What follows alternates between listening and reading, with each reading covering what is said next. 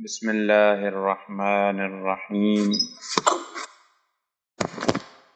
الحمد للہ رب العالمین والصلاة والسلام علی اشرف الانبیاء والمرسلین وعلی اہل بیتہ الطیبین الطاہرین المعصومین رب اشرح لی صدری ویسر لی امری واحلل عقدۃ من لسانی یفقہوا قولی اما بعد فقد قال رسول اللہ صلی اللہ علیہ وآلہ وسلم ان امرأتین کانتا صائمتین، دو خواتین روزے سے تھیں، فکانتا تغتابان الناس، اور لوگوں کی غیبت کر رہی تھیں۔ یہ دونوں خواتین غیبت کر رہی تھیں۔ غیبت سمجھتے ہیں آپ؟ غیبت کیا چیز ہوتی ہے کہ کسی کے پیٹھ پیچھے ایسی بات کرنا جو اگر وہی بات اس کے سامنے کی جائے تو اس کو بری لگے، اسے کہتے ہیں غیبت۔ یہ غیبت کی تعریف ہے۔ ہماری زبان میں گلہ شکوہ بھی کہا جاتا ہے اسی کو۔ تو یہ دو خواتین تھیں، روزے سے تھیں، اور در واقع ہمارا یہ جو فرمان ہے یہ آداب روزہ کے متعلق ہے کہ روزے کے کیا آداب ہیں۔ تو روزے سے تھیں اور لوگوں کی غیبت کر رہی تھیں۔ فدعا رسول اللہ بقدح، رسول اللہ صلی اللہ علیہ وآلہ وسلم نے ایک برتن منگوایا، کہا کہ ایک برتن لے آئیں۔ فقال لہما، اور ان دو خواتین سے کہا، کئی اس میں آپ کیا کریں۔ فقاعتا کیحا ودما ولحما عبیتا، تو ان لوگوں نے، ان دو خواتین نے جب اس برتن کے اندر قے کی تو اس کے منہ کے اندر سے خون اور کچھ گوشت کے لوتھڑے باہر آئے، تازہ گوشت کے لوتھڑے اس برتن کے اندر گرے جب انہوں نے قے کی۔ تو یہ جو قرآن کی آیت ہے نا کہ آپ لوگ غیبت نہ کریں، اور یہ بھی کہا گیا کہ غیبت کے متعلق یہ تعبیر ہے کہ اپنے مردہ بھائی کا گوشت نہ کھائیں۔ یعنی جو غیبت کرنا ہے در واقع وہ جو آپ کے سامنے نہیں ہے، در واقع مردہ ہے، یعنی غائب ہے، آپ کے سامنے نہیں ہے، تو غیبت کا مطلب ہے یعنی کسی مردہ بھائی کا گوشت کھانا۔ تو یہ جب ان کو کہا، انہوں نے غیبت کی تھی اور انہیں کہا کہ اب قے کرو، تو ان کے منہ کے اندر سے وہ خون اور تازہ گوشت نکلا۔ آپ دیکھیں یعنی یہ حقیقت میں ایسا ہے، پیغمبر اسلام کے زمانے میں ایسا ہوا۔ یعنی یہ مطلب نہیں ہوتا یہ جو کہا جا رہا ہوتا ہے کہ آپ غیبت کر رہے ہیں اور قرآن نے کہا کہ آپ مردہ بھائی کا گوشت کھا رہے ہیں، واقعاً حقیقت میں وہ گوشت کھا رہی، ان کے اندر سے گوشت نکلا باہر۔ اور پھر پیغمبر اسلام نے ایک تعبیر ارشاد فرمائی کہ انتہائی عجیب تعبیر ہے۔ پھر فرمایا، ان ہاتین صامتا عن الحلال وافطرتا علی الحرام، کہ یہ دو خواتین جو روزے سے تھیں انہوں نے حلال سے اپنے آپ کو روکا ہوا تھا۔ حلال کے متعلق ان کا روزہ تھا، یعنی حلال یہی ہے نا، یعنی کھانا پینا یہ چیزیں کیا ہیں، یہ حلال ہیں۔ ظاہر روزے کا مطلب کیا ہوتا ہے، یعنی انہی حلال چیزوں سے انسان اپنے آپ کو روک لے شام تک، صبح سے لے کر شام تک، تو یہی کیا ہوتا ہے، روزہ ہوتا ہے۔ تو انہوں نے اپنے آپ کو حلال سے تو روکا ہوا تھا، حلال سے تو اپنے آپ کو روزے سے رکھا ہوا تھا، لیکن یہ حرام کے ساتھ روزے کو افطار کر رہی تھی، حرام کے ساتھ، کیونکہ غیبت کر رہی تھی، اور غیبت میں یہ ظاہر مردہ بھائی کا گوشت کھا رہی تھی، تو گویا یہ جو ہے انہوں نے وہ حرام کھایا ہے، اور حرام کی بنیاد پر انہوں نے روزہ اپنا افطار کر لیا ہے۔ اب اتنی شدید تعبیر ہے، اور دیکھیں کہ روزے کے آداب میں یہ ہے کہ انسان جو ہے وہ بعض روایات میں ہے، یعنی پیغمبر اسلام کی روایت، ابھی میں نیچے ایک اور روایت آ رہی ہے کہ جس میں امام جعفر صادق علیہ الصلاۃ والسلام فرماتے ہیں کہ ان ابی، میرے باپ نے ارشاد فرمایا کہ سمع رسول اللہ امرأتن، امام جعفر صادق علیہ السلام فرماتے ہیں کہ میرے والد گرامی یعنی امام محمد باقر علیہ السلام فرماتے ہیں کہ رسول اللہ صلی اللہ علیہ وآلہ وسلم نے ایک خاتون سے سنا کہ تصاب جاریۃ لہا، وہ اپنی لونڈی کو، اپنی غلام، اپنی کنیز کو، جو پرانے دور میں گھر میں غلام اور کنیزیں ہوتی تھی، تو وہ خاتون، وہ جو مالکن ہے، آج کے دور کے سمجھ میں، آج کے دور میں آپ سمجھ لیں کہ مالکن اپنے ملازمہ کو، تو یہ مالکن جو ہے اپنی جاریہ کو، اپنی لونڈی کو گالیاں دے رہی تھی، وہی صائمۃ، لیکن روزے سے تھی۔ یہ جو مالکن ہے روزہ اس نے رکھا ہوا تھا لیکن اپنی لونڈی کو گالیاں دے رہی تھی۔ فدعا رسول اللہ بطعام، تو پیغمبر اسلام صلی اللہ علیہ وآلہ وسلم نے کچھ کھانا منگوایا۔ فقال لہا، اور اسے کہا، وہ جو مالکن تھی جو روزے سے، کلی، کھاؤ اس کو، کھانے کو کھاؤ۔ فقالت، وہ کہتی ہے، انا صائمۃ یا رسول اللہ، رسول اللہ میں تو روزے سے ہوں۔ فقالت کیف تکونین صائمۃ وقد سببت جاریتک، تو کیسے روزے سے ہے کہ تو اپنی لونڈی کو، اپنی کنیز کو گالیاں دے رہی ہے؟ یہ تیرا کیسا روزہ ہے کہ تو دوسروں کو گالیاں بک رہی ہے؟ ان الصوم لیس من الطعام والشراب، پھر یہ اس کے بعد یہ جملہ جو ہے نا وہ کلیدی ہے اور آداب روزہ میں سے جو پیغمبر اسلام نے ارشاد فرمایا کہ روزہ فقط کھانے اور پینے سے رک جانے کا نام نہیں ہے۔ یہ روزہ نہیں ہے کہ فقط آپ کھائیں پیئیں، نہیں، یہ روزہ نہیں ہے۔ روزہ حقیقت کیا ہے؟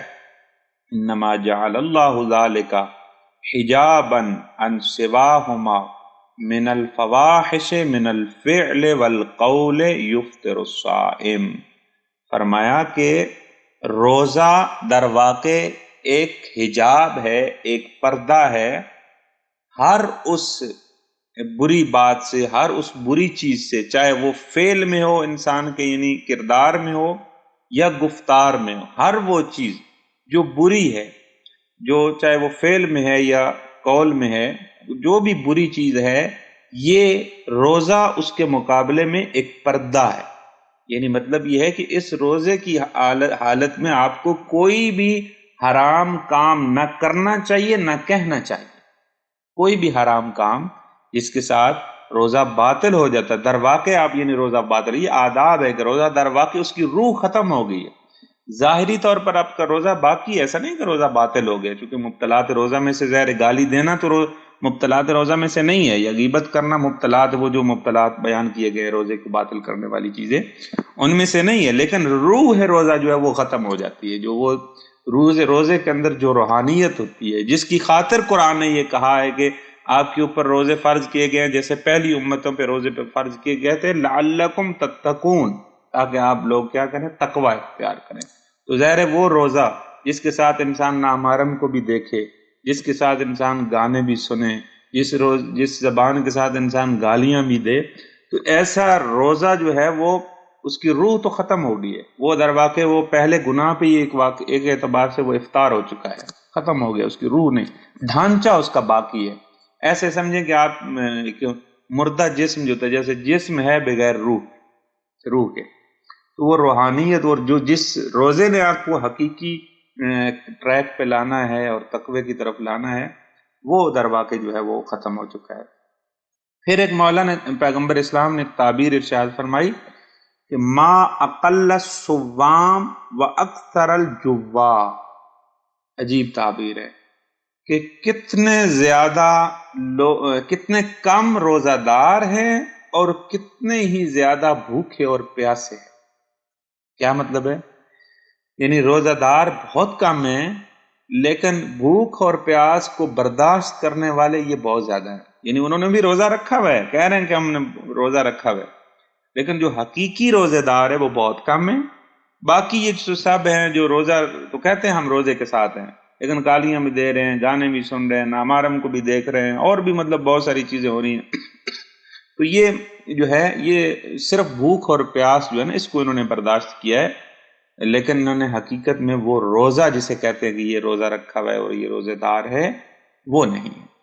تو بس یہ جو ہمیں کہا جاتا ہے یہ روزہ ڈھال ہے اور اس طرح کی جو چیزیں ہیں، یہ وہ والے روزے کی بات ہو رہی جس کے اندر روح روزہ باقی ہو، اور جس کے اندر سے وہ روح روزہ ختم ہو جائے پھر وہ حقیقت میں وہ ڈھال نہیں بن سکتا ہمارے لیے۔ تو لہٰذا ہمیں دعا ہے خداوند عالم کی بارگاہ میں کہ خالق کائنات ہم سب کو یہ توفیق عنایت فرمائے کہ ہم روزے کے آداب کا خیال رکھیں اور ہمارے اندر جو ہے وہ روزہ ہم رکھ پائیں جو روزہ ہمیں تقویٰ کے راستے پہ گامزن کرے۔ اس کے بعد آج کیونکہ ہماری جو بحث چل رہی تھی قرآن کی نگاہ میں خاندان کی تربیت، اس حوالے سے ہم نے آیت نمبر 25 سے 28 سورہ طور کی آیت نمبر 25 سے 28 نمبر آیت کا انتخاب کیا تھا، اور کل ہم نے اس کے متعلق تفصیلاً گفتگو کی ایک ایک لفظ کے متعلق۔ آیت یہ تھی اعوذ باللہ من الشیطان الرجیم بسم اللہ الرحمن الرحیم وَأَقْبَلَ بَعْضُهُمْ عَلَى بَعْضٍ يَتَسَاءَلُونَ۔ یہ جو متقی لوگ ہوں گے، پرہیزگار لوگ ہوں گے، یہ جنت میں ایک دوسرے کی طرف رخ کر کے سوال و جواب کریں گے۔ یتساءلون یعنی سوال و جواب کرنا، ایک دوسرے سے پوچھیں گے۔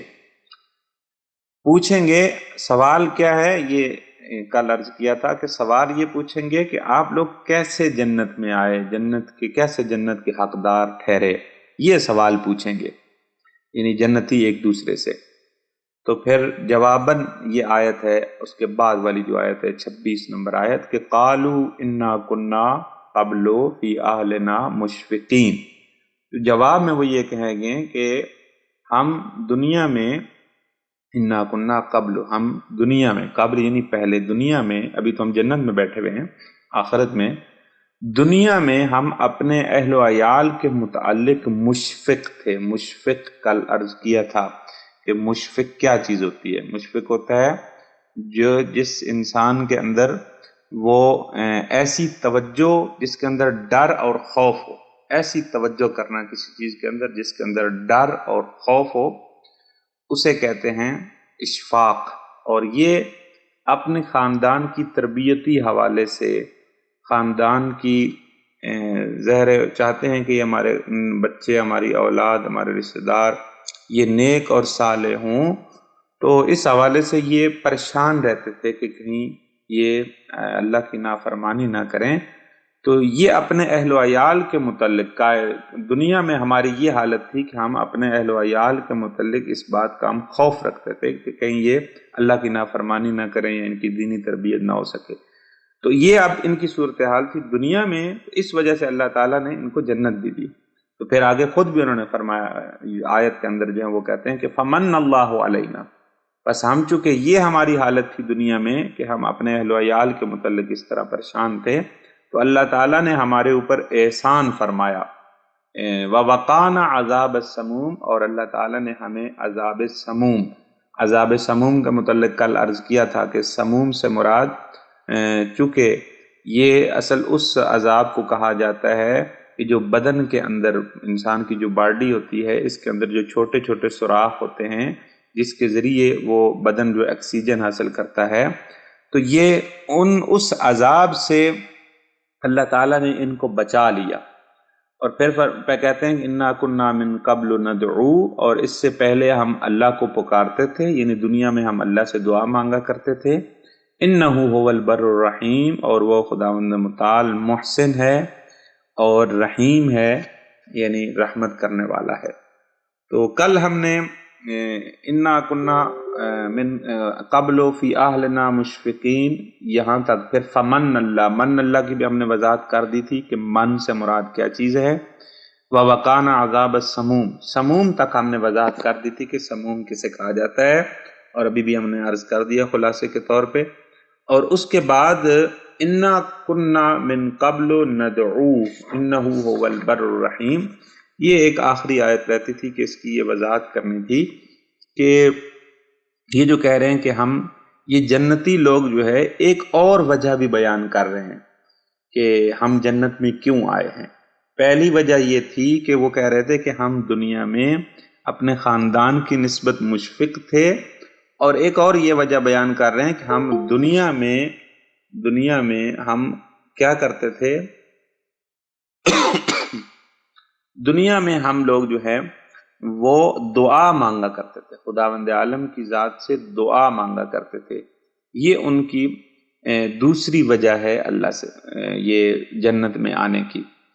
اور پھر یہ بھی کہتے ہیں کہ انہ هو البر الرحیم، اور پھر یہ بھی اسی بات کی علت بیان ہو رہی ہے کہ ہم اللہ سے کیوں دعا کرتے تھے۔ یعنی یہ جو جملہ ہے، یہ جو پوری آیت ہے نا، انا کنا من قبل ندعوہ، یہ ایک جملہ ہے، پھر اس کے بعد دوسرا جملہ ہے انہ هو البر الرحیم، یہ دوسرا جملہ ہے۔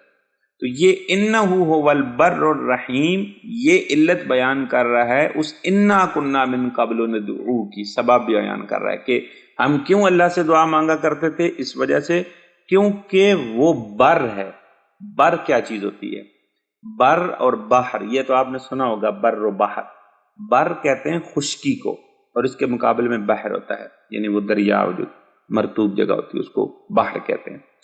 تو یہ جو بر ہے، چونکہ بر معمولاً انسان جب بھی دیکھتا ہے خشکی، تو خشکی انسان کو ایک وسیع میدان میں، وسیع و عریض میدان میں انسان کو نظر آتی ہے کہ بہت بڑی جگہ جو ہے اس پہ خشکی ہے، کیونکہ معمولاً ہم ظاہر دریاؤں کے پاس تو نہیں رہتے، لیکن ہر شخص کے پاس تقریباً خشکی اویلیبل ہے کہ وہ خشکی کو دیکھ سکتا ہے کہ یہ تو اس کو ساری جگہ جو وہ خشک نظر آتی ہے۔ یہ جو وسیع و عریض میدان ہوتا ہے خشکی کا، اس کو کہتے ہیں بر۔ تو اب خدا کیونکہ بہت زیادہ، جیسے وہ خشکی بہت زیادہ ہے، کیونکہ خداوند متعال بہت زیادہ اچھائی کرنے والا اور بھلائی کرنے والی ذات ہے، اس لیے خدا کو بر کہا گیا ہے، کیونکہ بہت زیادہ اچھائی کرنے والی ذات ہے۔ نیک سے مراد وہ یعنی ہمارے ساتھ بھلائی کرنے والی، ہمارے اوپر لطف و کرم کرنے والی، فضل کرنے والی، احسان کرنے والی ذات ہے۔ تو اس وجہ سے خداوند متعال کو بر کہا گیا ہے۔ بس یہ ایک خداوند متعال کی صفت ہے کہ یہ بر ہے۔ اگر آپ نے دعائے مجیر پڑھی ہے تو اس کے اندر بھی یہ ایک صفت آتی ہے خداوند متعال، وہاں پہ صفات ہے مختلف اللہ کی، تو وہاں پہ ایک صفت لفظ بر کے ساتھ بھی آتی ہے۔ تو اس کے بعد جو ہے وہ ہے رحیم، یہاں پہ بر الرحیم، بس ایک اللہ کی صفت بر ہو گئی، اور دوسری صفت جو ہے وہ رحیم ہے۔ رحیم آپ کو پتہ ہے، پہلے بھی میں نے پہلے لیکچر میں عرض کیا تھا کہ رحیم اور رحمان میں فرق ہے۔ یہ جو الرحمن اور رحیم آپ پڑھتے ہیں نا، رحمان وسیع رحمت کو کہتے ہیں، خداوند متعال کی وسیع اور عام رحمت، عام وسیع سے مراد نہیں عام رحمت۔ اب کیا مطلب ہے عام رحمت سے؟ عام رحمت سے مراد یہ ہے کہ یعنی وہ والی رحمت جو ہے وہ کافر کو بھی شامل ہے، وہ مسلمان کو بھی شامل ہے، کوئی فرق نہیں، چاہے وہ کافر ہو چاہے وہ مسلمان ہو، خداوند متعال کی رحمت اس کو شامل ہے۔ آپ دیکھیں یہ جو چاند ہیں، ستارے ہیں، آسمان ہے، زمین ہے، اور جو رزق کے حوالے سے، یہ سبھی لوگ اس سے استفادہ کر رہے ہیں، وہ کافر ہو یا مسلمان ہو، سبھی اس سے استفادہ کر رہے ہیں۔ تو یہ جو سبھی استفادہ کر رہے ہیں، تو یہ اللہ کی رحمانیت کے اوپر دلالت کرے، چونکہ اللہ رحمان ہے، اس کی رحمت عام ہے، تو سبھی جو ہے وہ اس کی رحمت سے استفادہ کر رہے ہیں، اور اسی رحمت کے تقاضا کے مطابق چاہے وہ کافر ہے چاہے وہ مسلمان ہے، چاہے وہ اللہ کو مانتا ہے یا نہیں مانتا، خداوند متعال اپنی نعمات سے اس کو نواز رہا ہے۔ یہ اس کی رحمان کی صفت ہے۔ اور جو رحیم والی صفت ہے، رحیم یہ خاص صفت ہے، خاص رحمت۔ رحمان عام رحمت ہے، رحیم فقط مومنین کے ساتھ خاص ہے۔ قرآن کے اندر بھی آیت ہے وَكَانَ بِالْمُؤْمِنِينَ رَحِيمًا، کہ خداوند متعال مومنین کے ساتھ رحیم ہے۔ یہ جو مومنین کو اللہ کی ذات جو ہے اپنی رحمت سے نوازتی ہے، تو اس کے لیے وہ ایک خاص رحمت ہے، اور اس کے لیے جو کلمہ استعمال ہوتا ہے خداوند متعال کے لیے وہ رحیم ہے۔ تو یہ جو رحیم ہے، چونکہ یہاں پہ بھی آپ اگر توجہ کریں تو بات ہو رہی ہے متقین کی، اور متقین یہ کہہ رہے ہیں کہ ہم اللہ کو پکارتے ہیں، کیوں؟ کیونکہ وہ بر بھی ہے اور رحیم بھی ہے۔ آپ نے توجہ کی، یعنی وہ رحیم والا کلمہ جو ہے وہی مومنین کے ساتھ، وہ جو خاص رحمت ہے اسی کے ساتھ انہوں نے اسی چیز کے ساتھ، جو اسی صفت کے ساتھ خداوند متعال کو پکارا ہے مومنین نے بھی۔ تو لہٰذا یہ بھی یعنی ہماری بات کی ایک دلیل میں آپ کو دے رہا ہوں کہ یہ جو ہم نے کہا نا رحیم مومنین کے ساتھ خاص ہے، اور یہاں پہ بھی چونکہ بات متقین کی ہو رہی ہے اور متقین نے یہ کہا ہے کہ خدا بر بھی ہے اور رحیم بھی ہے، تو پس یہ رحیم جو ہے وہ فقط مومنین کے ساتھ ہے، خداوند متعال کی یہ رحمت مومنین کے ساتھ خاص ہے۔ اب یہاں تک آپ نے تقریباً ہماری جو آیت تھی 25 سے 28 نمبر آیت تک ہم نے آیت کے ایک ایک لفظ کی ہم نے وضاحت کر دی ہے۔ اب اس کے بعد آتے ہیں، کیونکہ ہمارا دوسرا مرحلہ جو ہوتا ہے وہ ہوتا ہے تربیتی نکات کا، کہ ہم نے وہاں سے تربیتی نقطے جو ہیں وہ نکالنے ہوتے ہیں ان آیات سے۔ تو اب آتے ہیں پہلے نقطے کی طرف اور پہلے پیغام اور میسج کی طرف۔ یہ آیات ہمیں کیا میسج دے رہی ہیں؟ پہلا میسج یہ ہے کہ خاندان کی دینی تربیت کا اہتمام بہت اہمیت کا حامل ہے۔ خاندان کی دینی تربیت کا اہتمام بہت اہمیت کا حامل ہے۔ کیا وہ یہ ہم نے نقطہ کہاں سے لیا، یہ ہم نے میسج کہاں سے لیا؟ یہ تو ظاہر ہے بات واضح ہے، لیکن اس آیت کے ساتھ ہم نے یہ چیز کہاں سے لی؟ تو آیت میں کیونکہ یہاں پہ 3 چیزیں بیان ہوئی، ایک یہ کہ انا کننا ہم کیا تھے قبل فی اہلنا مشفقین۔ آیت یہ تھی نا کہ آپ جنت میں کیوں آئے ہیں، تو انہوں نے کہا کہ انا کننا من قبل فی اہلنا مشفقین، کہ ہم پہلے یعنی دنیا میں کیا تھے، اپنے اہل و عیال کے متعلق مشفق تھے۔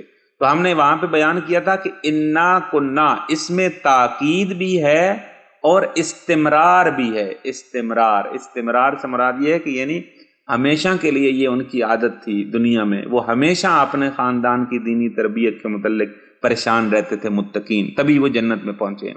تو بس چونکہ متقین ایک تو انا لگا کر انہوں نے تاکید لگائی، اپنی بات کو پختہ کیا، اور ساتھ میں یہ ان کی ہمیشہ کی روش تھی۔ تو ظاہر ہے جب متقین ایک بات تاکید لگا کے کریں اور ساتھ میں ان کی یہ ہمیشہ کا یہ طریقہ کار ہو، تو اس کا مطلب یہ ہے کہ خاندان کی دینی تربیت بہت اہمیت رکھتی ہے۔ ایک یہ بات ہوگی۔ دوسری بات یہ ہے کہ دینی تربیت کا ان کو فائدہ بینیفٹ بھی بہت ملا ہے، ان کو بینیفٹ ملا ہے، ان کو فائدہ ملا ہے۔ وہ کیا ہے؟ خود انہوں نے کہا ہے کہ فمن اللہ علینا، جب انہوں نے کہا نا کہ ہم اپنے اہل و عیال کے متعلق جو ہے وہ مشفق تھے، تو پھر خود ہی آگے کہا کہ فمن اللہ، یہ جو فا ہے نا فمن اللہ، اس فا کو کہتے ہیں یعنی پہلے والی بات کا یہ نتیجہ ہے۔ اس فا کا نام بھی فائے نتیجیہ ہے، عربی میں ہے، اور یعنی فا نتیجہ ہے۔ مطلب یہ ہے کہ ہم نے یہ جو کام کیا نا، چونکہ ہم مشفق تھے اپنے خاندان کے متعلق، تو فمن اللہ، تو پس پھر اس کے نتیجے میں اللہ تعالیٰ نے ہمارے اوپر احسان کیا، اور وہ بھی بہت بڑا احسان۔ چونکہ من کا معنی آپ کو کل عرض کیا تھا کہ یہاں عام احسان کو نہیں کہتے، من کہتے ہیں ایک بہت بڑے اور خاص احسان کو۔ تو لہٰذا اللہ نے بہت بڑا احسان کیا ایک، اور دوسرا انہوں نے کہا وَوَقَانَا عَذَابَ السَّمُومِ، اور اللہ تعالیٰ نے ایک دردناک عذاب سے بھی ان کو محفوظ کر لیا، دردناک عذاب سے بھی بچا لیا۔ تو یہ ظاہر بہت بڑا بینیفٹ ہے کہ اللہ تعالیٰ نے ایک احسان کیا اور دوسرا عذاب سموم سے جو ہے وہ بچا لیا۔ اور اس کے بعد ظاہر خاندان کی تربیت کے نتیجے میں ان کو جنت بھی ملی ہے۔ خود ہی تو کہہ رہے ہیں کہ ہم جو ہے ابھی جو ظاہر جنت میں بیٹھے ہوئے ہیں، تو سوال یہی ہوا ہے کہ آپ جنت میں کیسے پہنچے؟ تو انہوں نے جواب یہ دیا کہ ہم اس لیے پہنچے جنت میں کیونکہ ہم اپنے خاندان کی نسبت ان کی تعلیم و تربیت کے حوالے سے پریشان رہتے تھے، تو اس کے جواب میں یعنی ان کو جنت ملی، اس کے نتیجے میں ان کو یہ جنت ملی ہے۔ تو پس یہ خاندان کی دینی تربیت جو ہے وہ بہت اہمیت رکھتی ہے۔ اس کے بعد جو دوسرا پیغام ہے، میسج ہے، وہ یہ ہے کہ خاندان کی کامیابی، بالخصوص اخروی کامیابی کی خاطر محبت و توجہ کے ساتھ خوف اور پریشانی ضروری ہے۔ یہ چند جملات، خاندان کی کامیابی بالخصوص اخروی کامیابی، یعنی دنیاوی اور اخروی دونوں کہہ لیں، یعنی خاندان کی دنیاوی اور اخروی کامیابی کی خاطر محبت و توجہ کے ساتھ خوف و پریشانی ضروری ہے۔ یعنی ہمیں ان کے متعلق جو ہے وہ پریشان بھی رہنا چاہیے، لیکن محبت کے ساتھ۔ اب یہاں پہ یہ جو چند جملے، چونکہ یہ نقطہ ہم نے کہاں سے نکالا؟ وہی مشفق والے، چونکہ یہ مشفقین تھے تو وہاں سے یہ ہم نے نقطہ نکالا کہ چونکہ یہ اپنے خاندان کے متعلق مشفق ہیں، یعنی محبت بھی ہے ان کو، اور ساتھ میں ان کو خوف اور پریشانی بھی ہے، ڈر بھی ہے ایک طرح کا کہ یہیں گمراہ نہ ہو جائے. تو بس یہاں پہ دو بات، ایک یہ ہمیں ایک پیغام مل رہا ہے، اسی نقطے سے یہ بھی پیغام مل رہا ہے کہ ہم بچوں کی تربیت کرتے ہوئے افراطی محبت کا بھی شکار نہ ہوں، کیونکہ یہاں پہ مشفق کا مطلب یہ نہیں، دونوں چیزیں، محبت بھی ہے اور ساتھ میں پریشانی بھی ہے. تو پس زیادہ ہمیں افراطی محبت بھی نہیں ہونی چاہیے، حد سے زیادہ بڑی ہوئی محبت بھی بچوں کے ساتھ نہ ہو، کیونکہ وہ بھی نقصان دیتی ہے. پہلے بھی اس کے متعلق بات ہو چکی ہے گزشتہ آیات کے پیغامات میں. جب ہم بہت زیادہ ہر بات ماننا شروع کر دیتے ہیں تو پھر ظاہر ہے بچے جو ہم چاہتے ہیں جس طرح ان کی تربیت اس طرح نہیں ہو پاتی، پھر وہ معاشرے میں بھی وہ بچے کامیاب نہیں ہوتے، کیونکہ وہ لاڈلے ہوتے ہیں اور اس کو خاص اصطلاح استعمال کی جاتی ہے ان بچوں کے لیے کہ ممی ڈیڈی، یہ جو بچے ہوتے ہیں ممی ڈیڈی بچے، یعنی وہی، یعنی جن کو بہت زیادہ محبت جو ہے افراط کی حد تک دی جاتی ہے. تو اس طرح کے بچے جو ہے نا وہ افراطی محبت بھی نہ ہو، پھر افراطی سخت گیری بھی نہ ہو، یہ بھی ساتھ میں ہے. جیسا کہا نا کہ محبت کے ساتھ انسان جو ہے وہ ساتھ میں پریشان ہو. اب یہاں پہ یہ بھی نہیں کہ ہر وقت انسان سختی کرتا رہے، بھائی نہیں یہ نہیں کرو تو وہ نہیں کرو، یہ نہیں کرو تو وہ نہیں کرو، یہ بھی ٹھیک نہیں ہے. دونوں باتیں جو ہیں یعنی اعتدال کی رعایت کرنا بہت ضروری ہے. یہاں پہ تربیت میں میانہ روی اختیار کرنی ہے. در واقع یہ جو مشفق ہے نا، یعنی یہ خوف اور رجا کے درمیان کی ایک صورتحال ہے. تو اس طرح یہ بھی یعنی یہاں پہ نہ افراطی محبت ہو اور نہ ہی افراطی حد تک سخت گیری ہو، اور اسی طریقے سے انسان جو ہے وہ غفلت بھی نہ برتے، انسان بالکل جو ہے وہ غافل ہو جائے کہ چھوڑیں اپنی جگہ پہ، یعنی افراطی حد تک غفلت اختیار کرنا. یعنی یہاں پہ جب ہم یہ کہتے ہیں نا بھائی افراطی سخت گیری نہ کریں، تو وہ کہتے ہیں بھائی زیادہ سختی بھی نہیں کرنی، جو پھر زیادہ سختی کرنے چکر میں پھر اور ہی زیادہ غفلت بھی انسان اختیار کرتا ہے اپنے بچوں کی نسبت. تو وہ ساری باتیں جو ہے ان کو توجہ میں رکھنا ہے کہ جہاں پہ واقعاً جو کرنا چاہیے وہی کرنا چاہیے انسان کو، جہاں پہ نہیں کرنا چاہیے وہاں نہیں بولنا چاہیے. چھوٹی چھوٹی باتوں پہ بچے یہ کر رہے ہو، وہ کیوں کر رہے ہو، یہ کیوں ہو رہا ہے. بھائی بچے جو ہے، آپ یہ بھی آپ کے ذہن میں ایک بات رہے کہ 7 سال تک بچے پیغمبر اسلام کی حدیث کے مطابق یہ بادشاہ ہوتے ہیں. 7 سال تک یہ جو بچے بادشاہ ہوتے ہیں نا، تو بادشاہ ہونے کا مطلب کیا ہوتا ہے؟ یعنی بادشاہ ہونے کا مطلب یہ ہوتا ہے کہ وہ بچے شرارتیں کریں گے، ہاں جو خطرناک چیزیں ہیں ان کے قریب نہ جانے دے، جہاں ظاہر بچے کی جان کو خطرہ ہے یا کوئی بہت بڑا نقصان ہونے کا خطرہ ہے، وہاں ظاہر وہ چیزیں ان کی دسترس سے دور رکھیں. یہ طریقہ کار، اگر دسترس سے دور نہیں رکھ سکتے تو ظاہر اس کے قریب تو بچے کو نہیں جانے دے سکتے آپ. لیکن جو چھوٹی موٹی چیزیں ہوتی ہیں، وہ اگر وہ چیزیں خراب کر رہا ہے، کھلونے اس کے یا کچھ اس طرح کی چیزیں توڑ رہا ہے یا ہو رہی ہے کچھ، تو زیادہ وہاں پہ جو ہے بار بار اس کو یہ کہنا کہ یہ نہیں کرو وہ نہیں کرو، اس طرح جو ہے وہ پھر بچے جو ہے وہ ہر بات پھر قبول نہیں کرتے. وہ کہتے ہیں کہ بھائی یہ بہت زیادہ سختی کرتے ہیں والدین. کوئی بھی بات جو ہے نا وہ ہمیں یہ اتفاقاً اگر آپ توجہ کریں تو سائیکالوجی کے اعتبار سے بعض تقسیمیں کی گئی ہیں بعض والدین کی. ان میں سے کچھ والدین کی قسمیں یہ ہوتی ہیں کہ وہ اپنے بچوں کے نسبت ہمیشہ سخت گیر ہوتے ہیں، ہمیشہ سختی کرتے ہیں، ہر بات پہ سختی کرتے ہیں. سختی کرنی تو چاہیے محبت کے ساتھ، لیکن ہر بات پہ سختی جو ہے وہ ٹھیک نہیں ہوتی. تو لہٰذا کچھ والدین ایسے ہوتے ہیں، وہ یہ سمجھتے ہیں کہ نہیں اگر یہ ہوگا تو وہ ہو جائے گا، یہ نہیں، ایسے نہیں کرو، ویسے نہیں کرو، وہ نہیں کرو، یہ نہیں کرو، بچہ ہے ادھر نہیں جاؤ ادھر نہیں جاؤ. تو ہر بات کو جو ہم ٹوکتے ہیں پھر وہ بچے آہستہ آہستہ ہم سے تنگ ہو جاتے ہیں کہ یہ ہر بات کے اوپر جو ہے ہمیں یہ کہتے ہیں کہ یہ کرو اور وہ نہیں کرو. تو لہٰذا یہ اس بات کی طرف جو وہ توجہ رہنی چاہیے. یہ سارے نقطے جو ہیں وہی کلمہ مشفق سے نکل رہے ہیں، یہ ساری باتیں جو ہے. بس 7 سال تک جو باتیں، ہمارے ہاں یہ بھی ایک کنسیپٹ پایا جاتا ہے کہ یعنی ہمارے ہاں تربیت کا ایک عجیب سا مفہوم ہے. اگر چھوٹا بچہ جو ہے وہ والدین کے ساتھ کوئی شرارت کر دے یا کوئی ایسا کام کر دے، چھوٹا بچہ جو بھی 7 سال سے چھوٹا ہے، تو دوسرے دیکھنے والے کہتے ہیں کہ کیا تربیت کی ہے انہوں نے، یہ تو کوئی تربیت نہ ہوئی ان کی. بھائی وہ 7 سال سے پہلے کا بچہ ہے، وہ خود بادشاہ ہے پیغمبر کی حدیث کے مطابق. اس کے ساتھ زیادہ اس کو نہیں کہا جا سکتا کہ یہ آپ کرو اور یہ نہیں کرو، وہ اپنی، لیکن جیسے ہی وہ 7 سال سے آگے آئے گا پھر اسے ایسا ایسا چیزیں سمجھ آنی شروع ہو جائیں گی. آپ کو پتہ ہے دوسرے جو 7 سال ہوتے ہیں ان کے اندر یہ حکم ہے باقاعدہ، جب بچہ 8 سال کا ہو جاتا ہے تو حکم ہے کہ اس کو نماز کی عادت ڈالے، نماز کے لیے سختی کریں نماز کے لیے، تاکہ اگر بچی ہے تو وہ 9 سال کی ایج میں جب آتی ہے تو وہ نماز کی اسے عادت ہو جائے. ظاہر ہے اگر بیٹا ہے تو پھر اس کو ظاہر ہے، اور آگے 15 سال کی ایج میں، تقریباً 14-15 سال کی ایج میں بچے بالغ ہو جاتے ہیں، تو ان کو جو ہے وہاں اس وقت تک جو ہے وہ عادت ہو جائے گی نماز کی۔ البتہ یہ کہ شروع سے یہ عادت ڈالنی چاہیے، اسی طرح پردے کی اور نماز کی اور ان چیزیں جو بیسک چیزیں ہوتی ہیں، اگر شروع سے عادت نہ ڈالی جائے تو پھر بعد میں بچے چونکہ شروع میں ہوتا ہے کہ وہ بچے جب چھوٹے ہوتے ہیں تو اپنے والدین کو نمونے کے طور پہ دیکھتے ہیں، رول ماڈل کے طور پہ، لیکن ظاہر ہے جیسے ہی بچے باہر نکلتے ہیں، اسکول میں جاتے ہیں، تو اسکول میں وہ پھر بچوں اساتذہ کو دیکھ رہے ہوتے ہیں، یعنی 7 سال کے بعد تقریباً بچہ جو ہے وہ اپنے ٹیچرز جو ہوتے ہیں ان کو رول ماڈل کے طور پہ دیکھ رہا ہوتا ہے۔ پھر اسی طریقے سے پھر مختلف شخصیات جو ہوتی ہیں، جو فیمس شخصیات ہوتی ہیں، یعنی جب اور تھوڑا بڑا ہو جاتا ہے بچہ، تیسرے 7 سال میں داخل ہوتا ہے، پھر ان کو اپنا رول ماڈل بنانا شروع کر دیتا ہے۔ تو اس طرح کی جو ہے نا وہ ہم نے تشخیص دینی ہوتی ہے کہ کس پہ اس کے لیے کون سی شخصیات جو ہیں وہ رول ماڈل کے طور پہ پیش کریں، یہ بھی توجہ رہنی چاہیے۔ اور جب ظاہر ہے ہم افراطی حد تک سخت گیری کریں گے تو پھر ہمارے ہاتھ سے وہ بچے نکل جائیں گے اور پھر وہ دوسروں کے ہاتھ میں چلے جائیں گے۔ بہرحال اس کے بعد جو ہمارے پاس نیکسٹ نقطہ ہے وہ یہ ہے کہ نیک سر انجام یا نیک انجام آپ کہہ لیں، یا عاقبت بالخیر جسے کہتے ہیں، خاندان کی دینی تربیت کی طرف توجہ رکھنے کا نتیجہ ہے۔ نیک انجام خاندان کی دینی تربیت کی طرف توجہ رکھنے کا نتیجہ ہے۔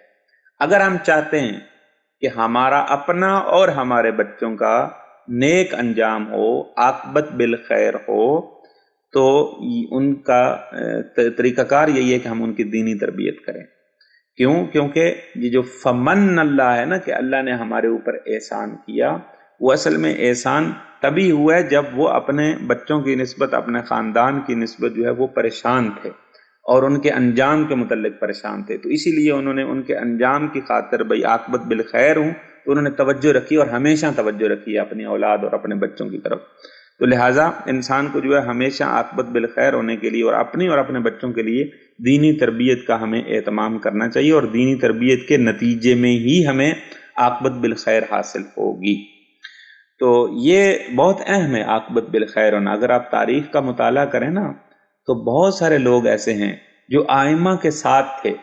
آپ عبداللہ ابن زبیر جو ہے نا، خود زبیر، عبداللہ ابن زبیر نہیں، خود زبیر، یہ جو طلحہ اور زبیر ہیں، یہ طلحہ اور زبیر، یہ جو زبیر کی شخصیت ہے، اس کا ایک دفعہ آپ تاریخ میں جا کر مطالعہ کریں گے کیسی شخصیت ہے زبیر۔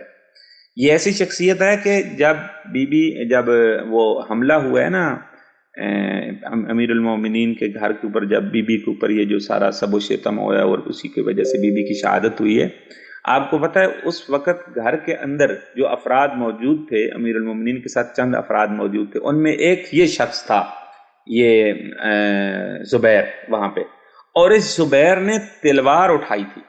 آپ کو پتہ ہے کہ زبیر نے ابو بکر کی بیعت نہیں کی تھی۔ شروع میں جو چند افراد ہیں نا جنہوں نے بیعت نہیں کی ابو بکر کی، ان میں سے ایک یہ زبیر ہے جس نے ابو بکر کی بیعت نہیں کی۔ اس کی وجہ یہ تھی کہ وہ یہ سمجھتا تھا کہ غدیر قوم کے مقام پہ امیر المومنین کی ظاہر ولایت کا اعلان ہو چکا ہے اور یہ ان کا حق ہے، ان کو تو نہیں ملنا چاہیے، لہٰذا ان کی ہم بیعت نہیں کرنے ورنہ ہم گناہ گار ہوں گے۔ اور تو اس نے قبول نہیں کیا اس کو، ابو بکر کو۔ اور اب یہ شخص دیکھیں اس کی حالت یہاں پہ تلوار اٹھانے والوں، اور امیر المومنین نے اس کو روکا کہ ہم نے جنگ نہیں کرنی، ہمیں پیغمبر اسلام نے منع فرمایا، ہم نے جنگ نہیں کرنی۔ تو یہ جنگ نہیں کی، اور یہ شخص ہے جو حامی ہے اس وقت امیر المومنین کا، بہت بڑا حامی۔ انجام دیکھا آپ نے اس کا، زبیر کا، تاریخ میں طلحہ اور زبیر مسئول ہے۔ جنگ جمل میں امیر المومنین کے مقابلے میں آ گئے، امیر المومنین کے مقابلے میں لڑنے کے لیے جنگ جمل کس نے بپا کی ہے؟ طلحہ اور زبیر نے، امیر المومنین کے مقابلے میں۔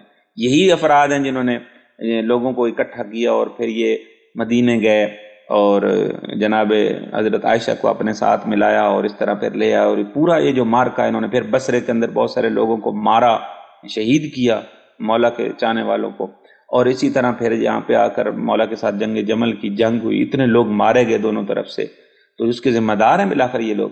تو یہ لوگ ہیں، اب وہی زبیر ہے جو مولا کے مقابلے میں آیا، اور اتفاقاً وہاں پہ بھی مولا نے اس کو کہا تھا کہ میرے متعلق پیغمبر اسلام نے کیا کہا ہے، تجھے بھول گیا ہے۔ اب یہ دیکھیں، اب ایسا شخص جو ہے وہ مولا کے اب یہ وہیں پہ اصل وجہ کیا ہے آپ کو پتہ ہے اس کی؟ یہ جو ٹریک سے اترا ہے، انحراف کا شکار ہوا ہے، اس کی اصل وجہ یہ ہے کہ اس کا جو بیٹا ہے عبداللہ، یہی عبداللہ بن زبیر، شاید آپ نے مختار نامے میں دیکھا وہ ایک بہت بڑی چیز کے اوپر بیٹھ کے اوپر سے نیچے اتر رہا ہوتا ہے، ایسے بیٹھا ہوا، وہی عبداللہ بن زبیر۔ یہ عبداللہ بن زبیر یہ وہ شخص ہے کہ جس نے اپنے باپ کو منحرف کیا ہے، گمراہ کیا ہے، امیر المومنین کا مخالف بنایا ہے۔ دیکھا بعض اوقات والد اپنے ہی بیٹے کے، یہ جو کہا گیا نا کہ یہ اولاد فتنہ ہے، انما الاموال والاولاد فتنہ، فتنہ سے مراد وہی آزمائش، یہ آزمائش ہے آپ کی، تو یہی آزمائش کے ذریعے کہ یہ اس کا بیٹا ہے، لیکن اس بیٹے نے جو ہے اپنے والد کو گمراہ کر دیا، ٹریک سے اتار دیا، امیر المومنین کا مخالف بنا دیا۔ وہی زبیر ہے جو ایک دن جناب زہرا سلام اللہ علیہ کا حامی ہے، امیر المومنین کا حامی ہے، مخالفین کی اس نے بیعت نہیں کی، تلوار اٹھانے کے لیے تیار ہے، اور یہی وہ زبیر ہے جو ایک دن تلوار اٹھا کے امیر المومنین کے مقابلے میں آ گئے۔ وجہ کیا ہے؟ بیٹا۔ تو یہ ضروری ہے کہ انسان جو ہے اپنے بچوں کی تربیت، ورنہ یہ کہ وہی بچے جو ہے ہمیں بھی گمراہ کر سکتے ہیں اگر ہم اپنے بچوں کی تربیت نہیں کریں گے، تو وہ جو افراطی محبت ہوتی ہے اپنے بچوں کی نسبت جو ہے، تو وہ ہمیں بھی گمراہ کر سکتی ہے۔ بس یہ نیک انجام، عاقبت بالخیر ہونا، انقلاب ایران میں بھی ایسا ہی ہے، ایسا نہیں ہے۔ انقلاب ایران میں بھی، ایران امام خمینی کے دور میں بہت لوگوں نے قربانیاں دی ہیں، عجیب عجیب طرح کی قربانیاں دی ہیں، حیران رہ جاتا ہے انسان وہ بڑی قربانیاں سن کے۔ لیکن جب بعد میں یہی لوگ جو ہیں وہ اس نظام کے یا مخالف ہو گئے، راہبر معظم کے مخالف ہو گئے، یعنی عجیب طرح کی ان کی سوچ جو ہو گئی، اور اصل فرق کر گیا ان کا نظریہ، اور اس کمزور کیا اس نظریے نے انقلاب ایران کو، بہت بڑا نقصان پہنچایا اس کی ساخت کو۔ اب یہ وہ لوگ تھے جو ایسا سمجھے کہ وہ ان کے بازو شمار ہوتے تھے امام خمینی کے، یہ ایسے لوگ تھے، کم لوگ نہیں، کم اہمیت کے لوگ نہیں تھے، ہم نام لینا مناسب نہیں ہے، دنیا سے چلے گئے۔ یہ لوگ جو ہے عاقبت بالخیر ہونا یہ بہت ضروری ہے، سر انجام اچھا ہونا یہ بہت ضروری ہے۔ اس کے بعد اگلا نقطہ ہے کہ دینی تربیت میں محبت کا اہم کردار ہے، کیونکہ یہ دینی تربیت میں محبت کا اہم کردار ہے، کیونکہ یہ لوگ فی اہلنا مشفقین، اپنے خاندان کی نسبت محبت رکھتے تھے، یعنی ڈر بھی تھا اور محبت بھی تھی۔ یہ اس کو کہتے ہیں اصل میں عواطف کا، جو قوہ عاطفہ ہے انسان کی، تربیت کرتے ہوئے اس چیز سے ہمیں کام لینا چاہیے، اپنی محبت سے، پیار سے، وہ جو ہمیں محبت اور پیار ہوتا ہے بالخصوص اپنے بچوں کے ساتھ، نہ بچوں کے ساتھ، یعنی باہر جو روابط ہوتے ہیں وہاں بھی بالآخر ایک انسان کو محبت اور پیار ہوتا ہے، وہ جو دل سوزی ہوتی ہے نا انسان کو ایک دوسرے شخص کے ساتھ، اس دل سوزی کے، چونکہ یہ جو متقین اور پرہیزگار لوگ ہوتے ہیں یہ در واقع دل سوز ہوتے ہیں دوسروں کے، حتیٰ جتنا بھی کوئی مخالف ہو وہ اس کے مقابلے میں دل سوز ہوتے ہیں کہ کاش یہ ہدایت کے راستے پہ آ جائے، یعنی حریص ہوتے ہیں۔ اتفاقاً قرآن کی آیت ہے کہ پیغمبر اسلام حریص تھے، حریص یعنی لوگ تو حریص ہوتے ہیں مال کے، لالچی ہوتے ہیں اس چیز کے، لیکن پیغمبر اسلام اس چیز کے حریص تھے کہ کاش یہ ہدایت کے راستے پہ آ جائے، حقیقت کو پہچان لیں، یہ حق ہے۔ تو یہ پرہیزگار لوگ جو ہوتے ہیں ان کی بھی یہی خصوصیت ہوتی ہے، یعنی مشفق ہونے کا مطلب یہی ہے، یعنی یہ لوگ بہت حریص ہوتے ہیں کہ حتیٰ اپنے دوستوں کی نسبت جہاں جہاں ان کے روابط تعلقات ہوتے ہیں ان کی یہ خواہش ہوتی ہے کہ یار مجھے اس سے محبت ہے اور میں چاہتا ہوں کہ یہ حقیقی راستے پہ آئے، تو وہ محبت کے ساتھ یہ بات کرتے ہیں، دل سوزی کے ساتھ یہ بات کرتے ہیں۔ تو لہٰذا یہ اب ہمیں بھی اپنے بچوں کی دینی تربیت کے لیے دل سوزی سے جو ہے وہ اور محبت سے کام لینا چاہیے، اور یہ بہت اہم کردار ہے محبت کا تربیت کے اندر۔ پرہیزگار لوگ اپنی فیملی کی اخروی کامیابی کے لیے اہتمام کرتے ہیں، یعنی یہ تقریباً وہی بات ہے، یعنی پرہیزگار لوگ وہی جو قالوا انا کنا قبل فی اہلنا مشفقین، یعنی دنیا میں وہ اپنی فیملی کے لیے اخروی کامیابی کے لیے بالخصوص جو ہے وہ اہتمام کرتے ہیں۔ اس کے بعد 6 نمبر جو ادھر میں نے لکھے ہوئے ہیں اس کے حساب سے جو چھٹا نقطہ وہ یہ ہے کہ قیامت کی یاد کا تربیت میں اہم کردار ہے، قیامت کی یاد کا تربیت میں اہم کردار ہے، یعنی ایک یہ ہمیں روش بتائی جا رہی ہے۔ اگر آپ بچوں کی تربیت کرتے ہیں، یہ پہلے بھی عرض ہوا ہے اور یہاں پہ بھی چونکہ آیتین کا وَوَقَانَا عَذَابَ السَّمُومِ، اور اس سے پہلے بھی جو متقیوں کے لیے جنت کی نعمات کا ذکر ہے، حور و قصور، غلمان اور یہ ساری چیزیں جو ہے وہاں پہ ذکر ہوئی ہیں، تو اس کے ساتھ ساتھ یہ بھی انہوں نے کہا کہ خداوند متعال نے ہمیں عذاب سے محفوظ کر لیا.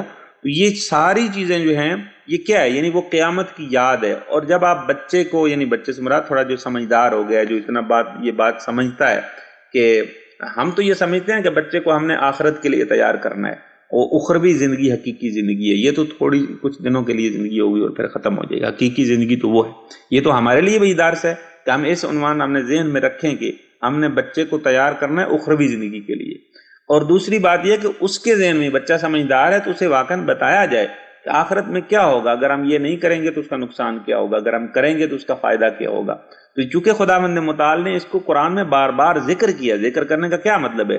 یعنی یہ ساری جو جنت کی نعمتیں ذکر کی ہیں، پھر یہ عذاب کی سختیاں جو ذکر کی ہیں، اسی لیے ہمارے لیے ذکر کی ہیں نا. جب انسان یہ پڑھے تو اس کی تربیت ہو، اسے سمجھ آئے کہ میں نے کس لیے یہ کام کرنا ہے. اور اس کے بعد ایمان اور عمل کی جگہ دنیا ہے نہ آخرت. یہ اب انسان ظاہر واضح آپ کے لیے واضح، لیکن آیت میں یہ ہم نے کہاں سے استفادہ کیا؟ وہ جو لفظ تھا نا انا کننا قبلو. دیکھیں وہ یہ بھی کہہ سکتے تھے کہ ہم نے یہ کام کیا اس وجہ سے. نہیں، انہوں نے بتایا کہ ہم نے اس سے پہلے یہ کام کیا. اس سے پہلے یعنی دنیا میں ہم نے یہ کام کیا. پس دنیا میں جو ہے وہ ایمان اور عمل جو ہے وہاں پہ دنیا میں ہونا چاہیے، جگہ اس کی دنیا ہے، یہ ہے.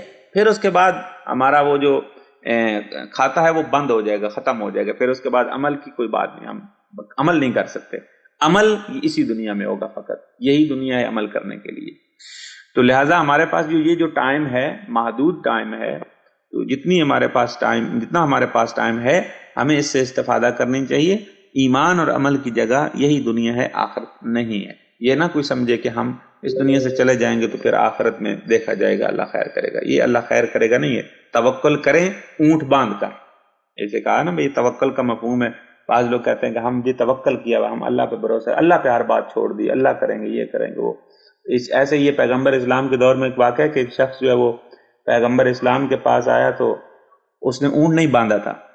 تو اس سے پوچھا کہ بھائی آپ اونٹ باندھ کے آئے؟ اس نے کہا نہیں، میں نے اللہ پہ توکل کیا. توکل یہ نہیں ہے. توکل میں مفہوم یہ ہے کہ اپنا اونٹ پہلے باندھو، پھر اس کے بعد آؤ، اور پھر اس کے بعد توکل کرو. اپنی ذمہ داری پوری کرو، اپنی گاڑی کو لاک کر کے پھر اندر آؤ، پھر توکل کرو. نہیں گاڑی کو ایسے چھوڑ کے آ جاؤ اور پھر کہو گے میں نے اللہ پہ چھوڑ دیا. ایسے نہیں ہے. توکل اپنی ذمہ داری پوری کرو پہلے، پھر اللہ کے اوپر توکل کرو. اپنی جو انسان کی ذمہ داری اس کو پہلے پورا کرے. پھر اس کے بعد ہے خاندان سے فقط محبت کافی نہیں، بلکہ دینی تربیت کے لیے اقدام اور عمل بھی ضروری ہے. ممکن ہے کوئی یہ سوچے بھائی ہمیں محبت ہم کرتے ہیں تو کافی ہے.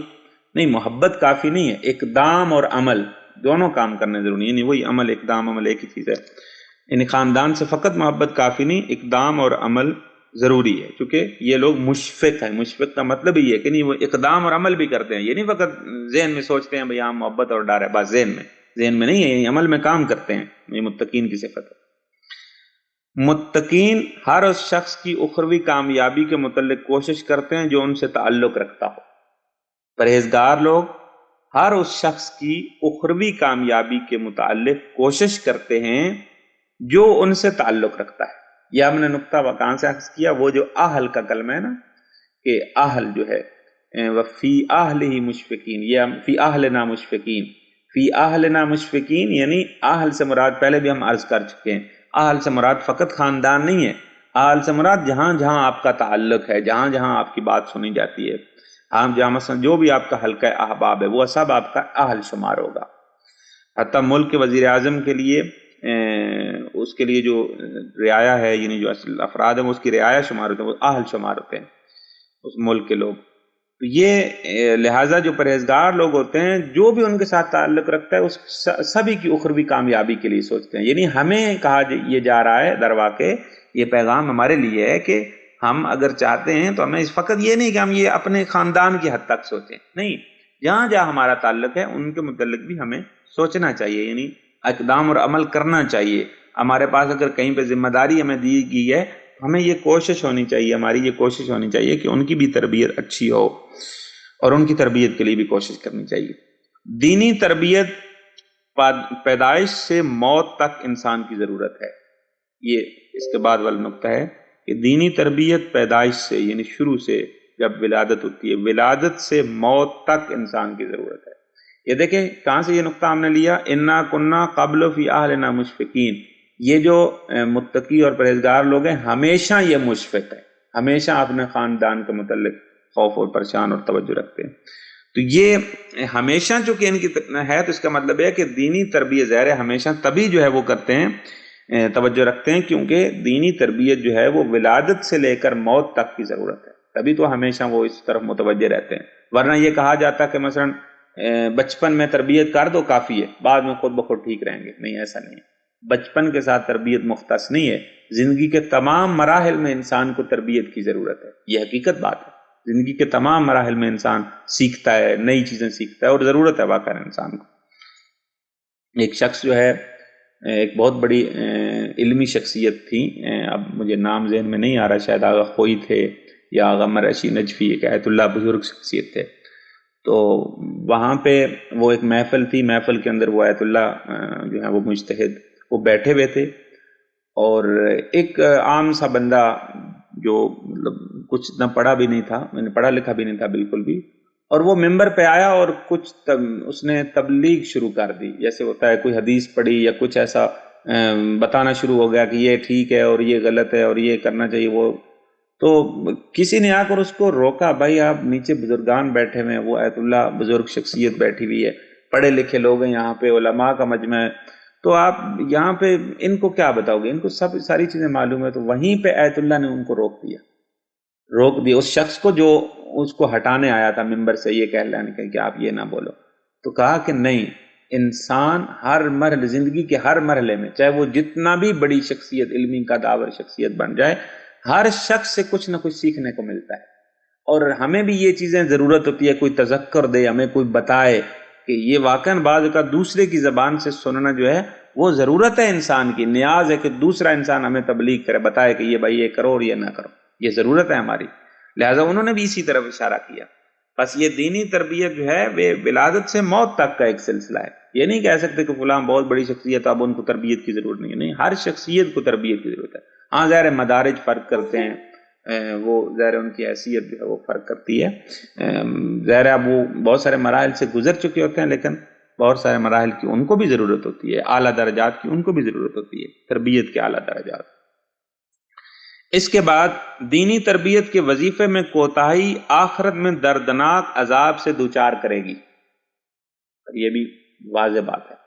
اگر ہم دینی تربیت کے وظیفے میں کوتاہی کرتے ہیں تو یہ نہیں سوچیں انسان کے چلیں ہو گیا تو ٹھیک ہے، نہیں ہوئی تو کوئی بات نہیں، نہیں، آخرت میں اس سے متعلق سوال ہوگا نا کہ آپ نے ہم نے آپ کو اولاد دی، آپ نے اولاد کی تربیت کی، آپ لوگ اتنے لوگ آپ کی بات سنتے تھے، مانتے تھے، آپ نے ان کی تربیت کے حوالے سے کوئی کام کیا؟ تو یہ پس دینی تربیت کے وظیفے میں کوتاہی آخرت میں دردناک عذاب، چونکہ یہ ہم دردناک عذاب اس لیے لے رہے ہیں چونکہ وہ کہہ رہے ہیں، متقین کہہ رہے ہیں کہ ہم نے اپنے اہل و عیال کی تربیت کی اور ان کے متعلق ہمیشہ ہم پریشان رہتے تھے، یعنی مطلب اقدام اور عمل کرتے تھے ان کے حوالے سے، تو اللہ نے کیا کیا؟ وَوَقَانَا عَذَابَ السَّمُومِ، اللہ تعالیٰ نے ہمیں اس دردناک عذاب سے محفوظ کر لیا۔ پر اس کا مخالف یہی بات نکلتی ہے نا، اگر ہم یہ تربیت نہ کرتے اپنے اہل و عیال کی تو پھر دردناک عذاب، یہی عذاب سموم جو ہے یہ ہماری انتظار میں بیٹھا ہوتا۔ لہذا دینی تربیت کے وظیفے میں کوتاہی جو ہے وہ نہیں کی جا سکتی۔ اس کے بعد آخری نقطہ ہے وہ یہ ہے کہ تربیت کرتے ہوئے مستقبل کی طرف توجہ رکھنا چاہیے، آئندہ کے لیے، مستقبل کے لیے تربیت کرتے ہوئے ہمیشہ ابھی کے نہ سوچیں، ابھی فوری بھئی یہ کیا ہوگا بچے کے، نہ، ہمیشہ آگے کی طرف نظر رکھیں، مستقبل کی طرف نظر رکھیں۔ اب یہاں یہ نقطہ ہم نے اس لیے کہاں سے لیا ہے، چونکہ یہ جب تربیت کرتے ہیں تو ان کے ذہن میں یہ ہے کہ ہم نے عاقبت بالخیر کرنا ہے اپنی اولاد کو، ان کا نیک انجام ہو اور پھر یہ آخرت میں کامیاب ہوں۔ دیکھیں یعنی یہ سوچ ہوتی ہے پرہیزگار لوگوں کی، جب وہ تربیت کر رہے ہوں تو ان کے ذہن میں یہی ہوتا ہے کہ یہ آخرت میں کامیاب ہو، یعنی وہ ہمیشہ آئندہ کے لیے سوچ رہے ہوتے ہیں، جب ابھی تربیت جو کر رہے ہوتے ہیں وہ ہمیشہ آئندہ کے لیے سوچ رہے ہوتے ہیں کہ آئندہ ان بچوں کا کیا بنے گا۔ تو لہٰذا یہ تربیت کرتے ہوئے مستقبل کی طرف جو ہے وہ توجہ رکھنا بہت ضروری ہے۔ کہ ہمارے بچوں کا یہ نہیں، میں یہ نہیں بات کر رہا کہ فقط آخرت، ٹھیک ہے آخرت کی طرف بھی انسان کی توجہ ہونی چاہیے، ویسے بھی دنیاوی اعتبار سے بھی جب ابھی آپ بچوں کی تربیت کر رہے ہیں تو آپ کے ذہن میں مستقبل بھی ہونا چاہیے. کبھی جو ہم بچوں کی تربیت کر رہے ہیں واقعا مستقبل میں یہی تربیت ان کی ضرورت ہے، یہ کل معاشرے میں جائیں گے، معاشرے کی کیا صورتحال ہے. تو یہ کچھ بچے جو ہیں وہ چیزیں بچوں کو شروع سے بتانی چاہیے تاکہ وہ معاشرے میں جا کر پریشان نہ ہوں. یا مثلا بچوں کی کل شادی ہو جائے گی، اب یہ جب شادی ہوگی ان کی تو بالآخر کچھ ایسی چیزیں ہیں جو ان کو ضرورت ہیں، تو وہ جو مناسب ٹائم ہے، جو ان کا مناسب ٹائم، اس مناسب ٹائم کے اوپر یہ والدین کی ذمہ داری ہوتی ہے کہ کسی اعتبار سے اگر وہ خود نہیں بتانا چاہ رہے تو کم از کم ایک ایسی شخصیت کو جو عالم دین ہوں یا مطلب پڑھے لکھے ہوں، جانتے ہوں ان ساری چیزوں کو تو وہ اچھے انداز میں ان بچوں کو بتائیں یا ان کے لیے کلاسز کا اہتمام کریں. ہمارے ہاں سب سے بڑا مسئلہ یہی ہے کہ ہمارے ہاں شادی ہونے سے پہلے واقعاً شادی کی ٹریننگ نہیں دی جاتی. جیسے یہ ہمیں ٹریننگ کی ضرورت ہے، ہمیں بتانے کی ضرورت ہے، ہمیں گائیڈ نہیں کیا جاتا کہ کیسے ہم نے آگے جو زندگی ہے اس کو کیسے چلانا ہے، اس زندگی کے متعلق ہمیں نہیں بتایا جاتا. وہ ظاہر ہے جب آپ عملی طور پہ بتائیں گے، عملی طور پہ بتانے کا مطلب یہی ہوتا ہے، یعنی وہ جو مسائل ہیں زندگی کے اندر پیش آتے ہیں انسان کے ساتھ وہ بتانے کی ضرورت ہے. بھائی بعد میں یہ ہوگا. ابھی یہ جو شروع والا دور ہوتا ہے نا بچوں کا، جب ان کی شادی ہو جاتی، شروع کے دور میں زندگی تھوڑا گزرنا مشکل ہوتا ہے، ایک دوسرے کو سمجھنا مشکل ہو جاتا ہے کیونکہ دو افراد ہوتے ہیں مختلف طبیعات سے تعلق رکھتے ہیں، تو وہ ان کو سمجھنا، ایک دوسرے کو ایکسیپٹ کرنا، قبول کرنا، سمجھنا کہ یہ کیسا ہے میں کیسی ہوں، وہ اس طرح کا مشکل ہو جاتا ہے دو لوگوں کو آپس میں. تو یہ بعض اوقات شروع کے دور میں بعض لوگوں کی طلاق ہوتی ہے. طلاق کی ایک وجہ بھی یہی ہوتی ہے کہ انہوں نے صحیح سے اپنے آپ کو سمجھا نہیں ہوتا. تو اس کی یہ شروع سے والدین کی ذمہ داری ہوتی ہے کہ وہ بچوں کو اس طریقے اتنا جو ہے وہ ضرور گائیڈ کریں، بتائیں کہ یہ شروع کے مراحل کیا ہوں گے، بعد میں کیا ہوگا، یہ ساری چیزیں جو ہے وہ بتانی چاہیے تاکہ ایک ذہن بچے کا کھلا ہو، اس کو پتا ہو کہ میرے ساتھ کیا ہونے والا ہے. جب وہ ظاہر ہے وہ پوری اطلاعات کے ساتھ، انفارمیشن کے ساتھ ایک چیز کی طرف جائے گا تو وہ ایک دوسری نگاہ سے چیز کو دیکھے گا. لیکن ایسے ہی خود سے ہی وہ تجربے کرتا رہے گا تو پھر ظاہر ہے پھر نقصان بھی ہوتا ہے اس تجربے کا. تو اسی لیے ہمارے خود باقاعدہ امام امیر المومنین فرماتے ہیں، امام حسن علیہ السلام کو وصیت کرتے ہوئے کہ بیٹا خود تجربے نہیں کرو، جو آپ کے بزرگوں نے، بڑوں نے تجربے کیے ہیں ان کے تجربوں سے استفادہ کرو. تو لہٰذا یہ والدین کی ذمہ داری بھی ہے کہ وہ اپنے تجربوں سے اپنے بچوں کو استفادہ کروائیں، اور بچوں کی بھی یہ ذمہ داری ہے کہ اپنے بزرگوں سے، بڑوں سے وہ استفادہ کریں، ان کے تجربات سے استفادہ کریں. اب تجربات تو ظاہر ریٹن شکل میں بھی موجود ہیں، انسان جو ہے وہ پڑھ سکتا ہے، حاصل کر سکتا ہے، ساری چیزیں جو ہیں وہ اویلیبل ہیں. تو بہرحال یہ بہت ضروری ہے. وآخر دعوانا ان الحمد للہ رب العالمین.